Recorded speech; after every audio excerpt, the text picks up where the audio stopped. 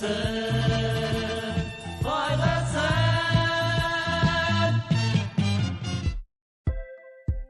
көн. Юлчы сәфәрен Оренбург өлкәсе буйлап дәвам итә. Без узып барган җирләр, биредәге табигать, Соль-Илецк курортына йөрергә яратучыларга яхшы таныш дип уйлыйм. Ләкин шушы юл өстендә герой шагыйрь Муса Җәлилнең туган авылы Мустафа утырганын күпләр белмидер дә әле. Музей гына түгел, Муса Җәлил исемендәге мемориаль музей комплексы. Әлеге яңартылган кыяфәтендә ул 2013 елда ачыла. Һәм аның төзелешенә Татарстан Республикасы да зур өлеш кертә. Тоз курортына йөрергә яратучылар иренмичә бу музейны күреп чыгарга тиеш. Бөек шәхесебез турында Моабит дәфтәрләре, Кызыл ромашка шигыре һәм гильотинадан кала берни дә исегезгә төшерә алмасагыз, бигрәк тә. Биредә Мустафа авылы тарихы, шагыйрьнең бала чагы, аның Казан һәм Оренбургта белем алган вакыты, сугышка кадәр елларда Мәскәүдә һәм Казанда алып барган эшчәнлеге тәфсилләп сөйләнә. Сүз уңаеннан Мустафа авылына 1744 елда Казан губернасыннан күчеп килгән татарлар нигез салган. Гомумән, бу яктагы барлык татар авыллары тарихына хас күренеш андый күчеп утырулар. Моның сәбәпләрен бүгенге тапшыруда атаклы Каргалы авылы мисалында ачыкларбыз.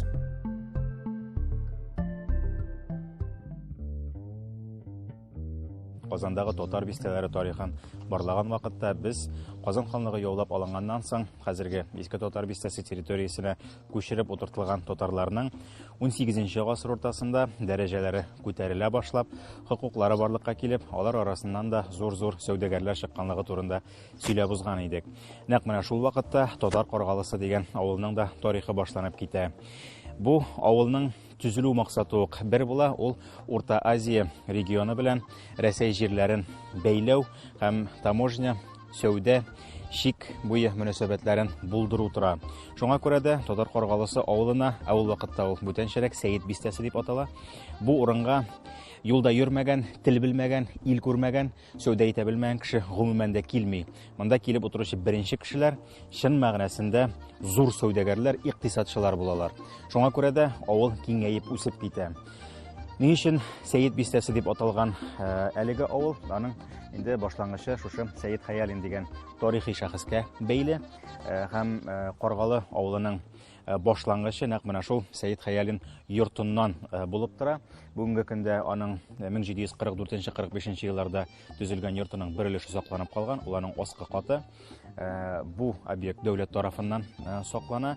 Аның инде өстки этажы да булган, ләкин 1881 елда ул агач булу сәбәпле янып беткән.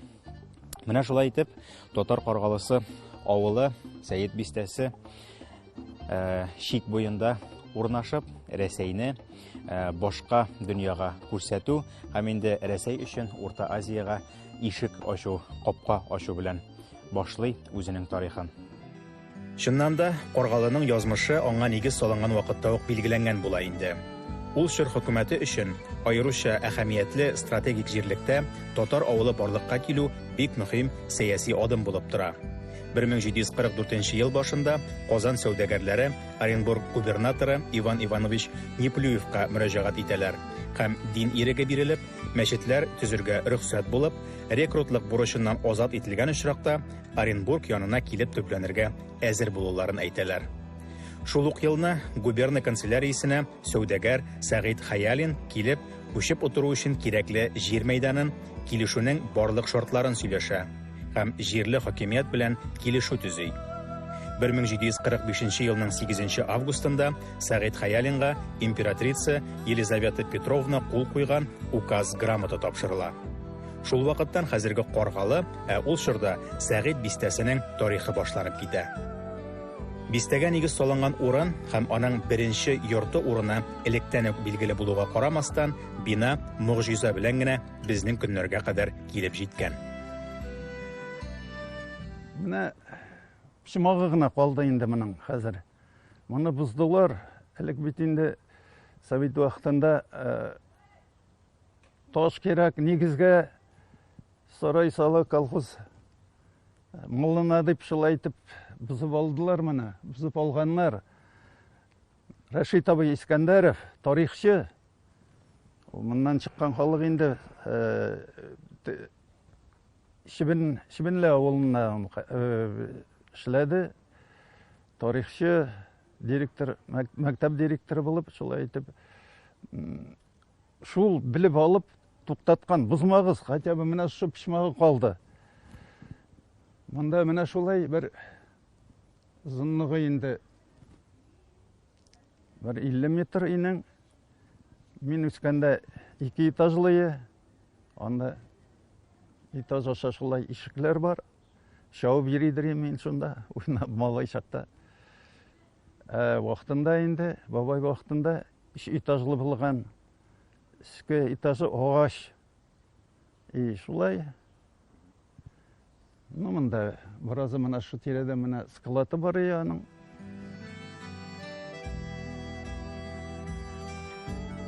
Әйткәнемчә, татар сәүдәгәрләренең бирегә күченү шартларының берсе булып, дин иреге һәм мәчетләр төзетүгә рөхсәт бирү тора.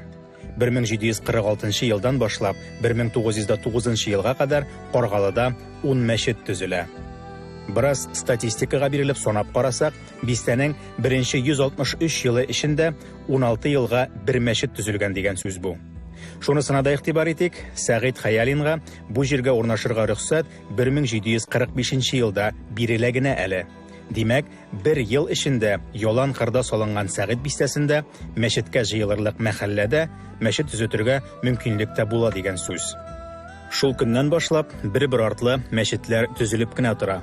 1784 елга Сәгыйд бистәсендә 5 мәчет эшли. Шуннан чамалап халык санының да шактый артканлыгын күз алырга мөмкин. Шул ук 1784 елда Сәгыйд бистәсендә ратуша оештырыла, ягъни шәһәрчә үзидарә системасы булдырыла. Әлеге факт бистәнең зурлыгын гына түгел, аның дәрәҗәсе, әһәмияте үсүен дә күрсәтә. Хөкүмәт татар сәүдәгәрләре эшчәнлеген югары бәяли. Каргалы мәчетләре эшчәнлегеннән Әби патша да бик канәгать була. Аңа бу якта хәлләр турында Оренбург генерал-губернаторы гел докладлар язып тора. Менә шундый докладларның берсенә җавап итеп, 1785 елда Әби патша бу яктагы мәчетләрне, аларның эшчәнлеген, территориясын тагын да киңәйтү турындагы буйрукларын җибәрә. Әлбәттә, рус хөкүмәтенә бу яктагы мәхәлләләрнең, мәчетләрнең эшчәнлеге мөселманнарның монда тупланып гомер итүләре, чик буенда йөрүче башка күчмә мөселман халыкларында җәлеп итү чарасы булып тора. Шулай ук сүз инде казаклар турында да бара, Оренбургтан көньякта урнашкан башка халыклар, башка дәүләтләр турында да бара.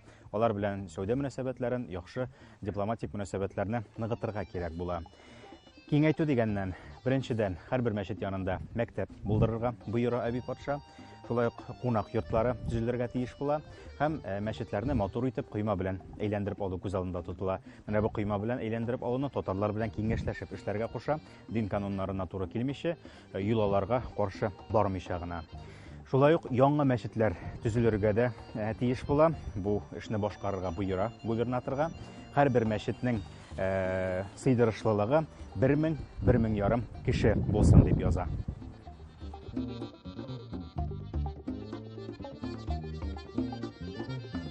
Һәр мәхәлләдә мәдрәсәләр булган, хәзерге тел белән әйтик, воскресный школалар һәм дә 2 зур мәдрәсә булган университет дәрәҗәсендә. Тарихи буенча 700-гә кадәр шәкертләр укыганнар төрле яклардан, Бухара, Азия якларыннан, Төркия якларыннан да киләләре, Татарстан, Башкириядан, менә Русия күләмендә шәкертләр монда укыганнар. Һәм дә шушы мәдрәсәләрдә муфтиләр дә, аларның арасында зур безнең галимыбыз Резидин ибн Фахрдин, ул да менә шушы мәдрәсәләрдә укыды һәм дә үзе дә укытты. Бүгенге көндә Каргалыда 3 мәчет эшли. Шуларның 2се тарихи мәчетләр. Монысы 1795 елда төзелгән Куш манаралы мәчет. Исәбе буенча ул бистәнең 8нче мәчете итеп сәүдәгәр Мәгъди Кайсаров һәм аның улы Мөхәммәд Рәхим акчасына төзетелгән. Тасвираулар буенча мәчет таштан 2 катлы итеп төзелгән була. Аның гөмбәзе һәм 2 манарасы булганлыгы билгеле. 1795 елдан 1934 елга кадәр эшләгәннән соң мәчет ябыла. Һәрвакыттагыча Совет чорының 10 елы да аңа кадәр 130 ел төзек торган мәчеткә зур зыян сала. Ул гөмбәзеннән һәм манараларыннан мәхрүм кала.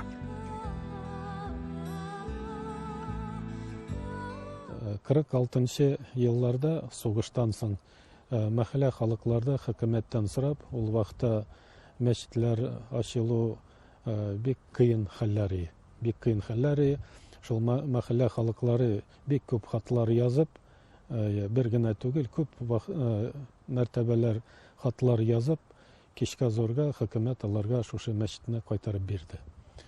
Һәм дә мәчетне кайтарып бергән вакытта аның кайсы берәүләр әйтәләр, сугышка кадәр 38 елларда 2 манараны сүттеләр. Кайсы берәүләр әйтәләр, сугыш вакытларында бик суык вакытлары, ул госпитале, суык елларда, кыш вакытларында йылыныр өчен шушы манараны сүтеп, теге кишләр ясыйлар. Шуның белән шулай йылынып торганнар. Сугыштан соң 46 елларда кайтарып бергәч, бабайлар, мәхәллә халыклары шушы 2 манара урынына уртада агач манара куйганнар. Дөресен генә әйткәндә, Совет чорымы хәзерге заманмы Каргалы халкы һәрвакыт үз мәчетләрен үзе карап торырга күнеккән. Әлеге дә баягы куш манаралы мәчетне генә алсак та, бүгенге көндә аның элеккеге кыяфәтен кайтару эшләренә дә акчаны халык җыйган. Оренбург өлкәсендә сакланып калган иң борынгы татар мәчете буларак, әлеге бинага архитектура һәйкәле статусы бирелгән. Ләкин кызганычка каршы бу статус белән бергә өстәп акча да бирелми шул. Илебездә чыннан да әһәмиятле тарихи объектлар бик күп. Аларның барысын да төзекләндерү генә түгел, теркәп бетерү дә авыр. Шуңа да алар еш кына җирле үзидарә һәм битараф булмаучылар аркасында гына сакланып калалар. Әлбәттә, мәчет төзекләндерергә кайдандыр акча килгәнен көтеп ятырга риза түгел Каргалы халкы. Әмма дәүләт тарафыннан сакланучы һәйкәлгә тияргә дә хаклары юк. Сәер, әмма табигый хәл. Шуңа да бүгенге көндә реставрация эшләре туктатылган һәм күп санлы документлар җыю, проект раслау, экспертиза уздыру эшләре бара. Әлбәттә, үз садакаларын шушы мәчеткә элеккеге кыяфәтен кайтарырга дип биргән халыкка эшнең булай сузылуы бик күңелсез, әмма канун шундый. Бу мәхәллә гает намазын мәчет бинасына сыенып укыса да, киләсе гаетләре үзләре теләгәнчә мәчеттә үтәр дигән өмет бар. Каргалылар чигенергә күнекмәгән. Аларның икенче тарихи мәчетләрен төзекләндерү тәҗрибәсе дә бар инде. Сүз Ак мәчет турында. Ак мәчет тәртибе буенча да 10нчы инде ул ахырданрак төзелә, иң ахырдан төзелә дөресрәге 1909 елда. Кызганычка каршы ул узак эшли алмый һәм советлар чорында аны ашлык саклау склады буларак кулланалар. Шушы вазифасы белән ул безнең заманга кадәр килеп җитә һәм 2000нче еллар башында аны яңадан мәчет итү максаты белән реставрация эшләрен башлап җибәрәләр. Ул вакытта мәчетнең шифр түбәсе һәм шушы диварлары зданиянең, бинаның коробкасы гына сакланган була. Игътибар итегез, әлеге реставрацияне шушы авыл халкы ярдәме белән бигрәк тә инде шушы Каргалы авылы кешесе заманында моннан 20 еллар элек Новотроицкий ягыннан күченеп килгән эшмәкәр һәм меценат Альберт Беккеев акчасына аның тырышлыгы белән башкаралар. Реставрацияләнгән мәчет булса да, менә бу 2005 елда эшләнгән койма мәсәлән баганалары. Шулай ук манарасы да булмый мәчетнең, ул шулай ук 2000нче елларда күтәрелгән булып тора. Аның элеккеге диварлары белән барлык яңа эшләнгән элементлары гомумән дә аерылмыйча бер стильдә, бер чорда эшләнгән кебек булып тора. Бу аерым игътибарга лаек.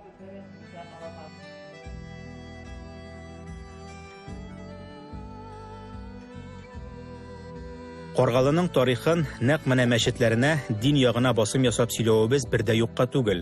Һәм бу авылда эшне гает көнне башлауның да моңа һич йогынтысы юк. Каргалы тарихында бу өлкә аеруча мөһим роль уйный. Әйткәнемчә, әби патша Сәгыйть бистәсендә мәчетләрне тагын да зуррак, матуррак итеп салырга боера. Бу да уйланылган сәяси адым. Каргалы мәдрәсәләрендә заманында Бухарада, Стамбулда, Кахирәдә белем алган иң яхшы мөгаллимнәр белем бирә.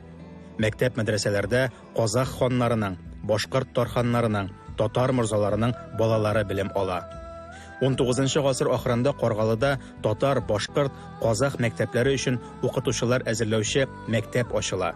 1911 елда Сәүдәгәр Хөсәйновлар хатын-кыз укытучылар мәктәбенә кадәр булдыра. Мәдрәсәләрдә дә, мәктәпләрдә дә укыту туган телдә, гарәп графикасы белән алып барыла. Каргалы Сәүдә генә түгел, мәгариф үзәгенә дә әверелә, һәм аның үсеше берничә йортлап түгел, тулы урамнар, яклар барлыкка килү белән бара. 1745 елда авыл килеп утыргач монда, тәүдә беренче дистә елларда уртада гына иләр булган, центр дип атала ине хәзер, базар ягы. Шуннан икенче булып Каргал суы буйлап салынган йортлар, ул хәзер Каргалычы дип атала. Ишенче чорот буенча икенче булып киткән Сокмар райцентр ягына таба, хәзерге райцентр, Сокмар авылы. Ул үче Сокмарычы дип атала. Озакы салынган 19 гасырның икенче бүлегендә Дунай ягы дип атала. Нишәп анда русско-турецкий сугыштан кайткан безнең рекрутлар күп булып иләнешеп, аерым йорт булып чыгып, аларга ана шунда үзләре ис алып чыкканнар. Теге Болгария шул якта сугышы биргәч, үзләре без Дунайдан кайттык, Дунай ягы була дип исем бирелгән. Хәзерге көнгә хәтлем Дунай ягы дип атала.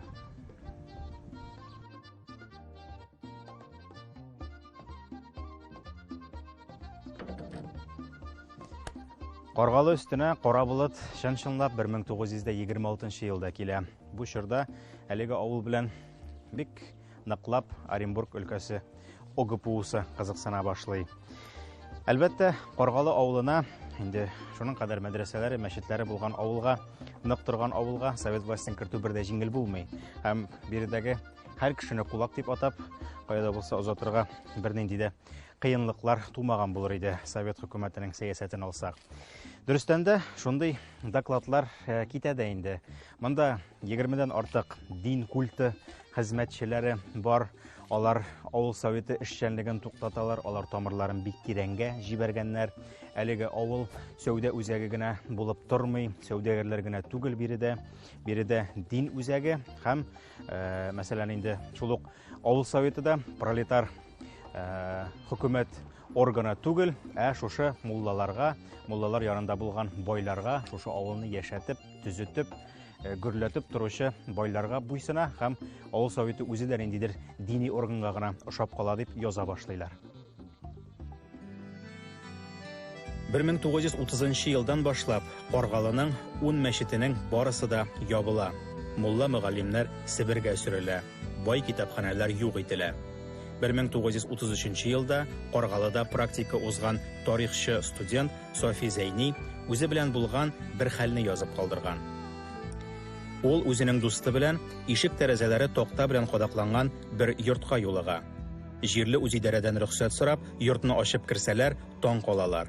Йортның эче тулы сирәк китаплар, борынгы кулъязмалар, күп санлы җыентыклар. Әлбәттә, барысы да диярлек гарәп графикасында. Өстән генә укып чыгып та студентлар әлеге хезмәтләрнең Рәсәй белән Урта Азия, Иран, Төркия, Гарәбстан арасындагы мөнәсәбәтләрне күрсәтүен, аларның зур фәнни кыйммәткә ия булуын аңлыйлар. Егетләр әлеге хәзинәне 2 ат олавына төяп, Оренбургка, үзләре укыган пединститутка илтәләр. Ләкин 1937 елда бу табылдыкларның барысы да юк ителә. Сәбәбе гади, алар гарәпчә язылган. Кызганычка каршы, Каргалы тарихында мондый югалтулар күп була шул ул чорларда.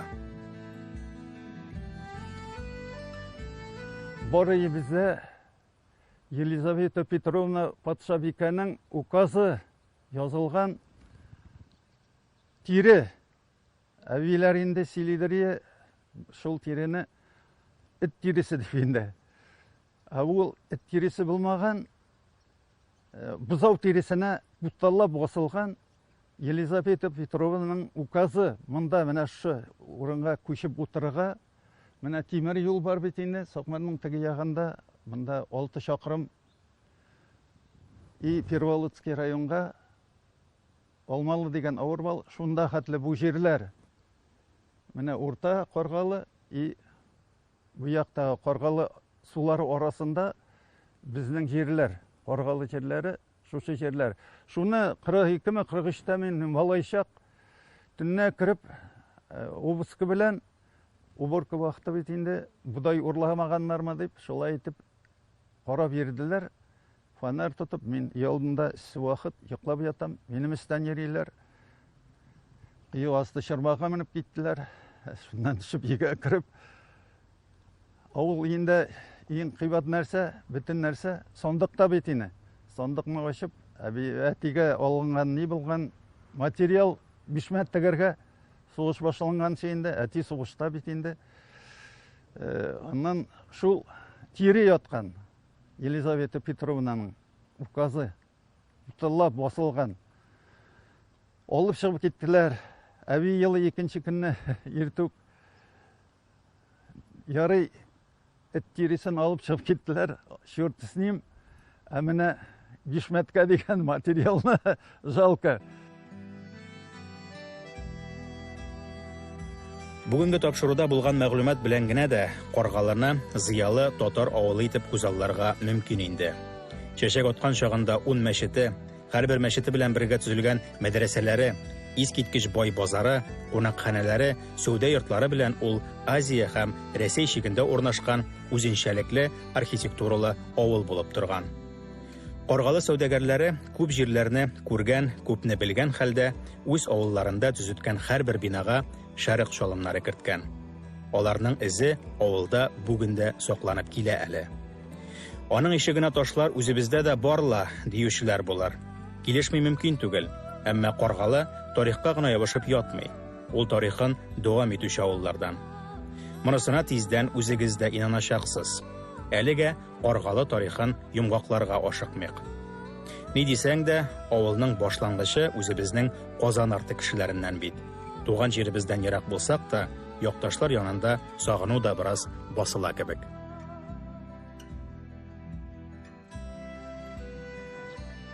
Без аны шулай булыр дип уйлаган идек инде. Каргалы кадәр Каргалының тарихын әлбәттә бер генә тапшыруга сыйдырып бетереп булмый. Әлегә бүгенге тапшыруда күргән биналарны һәм аларның тарихын йомгаклап, шуны әйтәсе килә, Каргалының бит әле бүгенгесе дә бик матур. Чөнки борынгы сәүдәгәрләр төзегән биналар арасында, тарихлы мәчетләр арасында, мемориаль такталар куелган күп кенә һәйкәлләр арасында әлегә рәсми рәвештә исеме бирелмәгән, андый мәгълүматлы такталары куелмаган биналар да бар. Мәсәлән, Нур Ислам мәдәни үзәге кебек биналар.